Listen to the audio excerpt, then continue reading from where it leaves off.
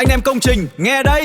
Máy mới về, chiến liền tay. Boss GBS 900-100S, mạnh mẽ bền bỉ không có đối thủ. Cắt sắt mài tường, bao việc khó, hiệu suất vượt trội, khỏi phải lo. GWS 900-100S, sức mạnh vượt trội, không ngừng nghỉ. GWS 900-100S, giúp bạn hoàn thành mọi công việc. Anh em DIY dùng cũng thích, nhẹ nhàng dễ dùng quá tiện ích. Độ bền cao, anh em tin dùng, hiệu quả công việc lên vù vù. GWS 900-100S, sức mạnh vượt trội, không ngừng nghỉ. GWS 900-100S, giúp bạn hoàn thành mọi công việc.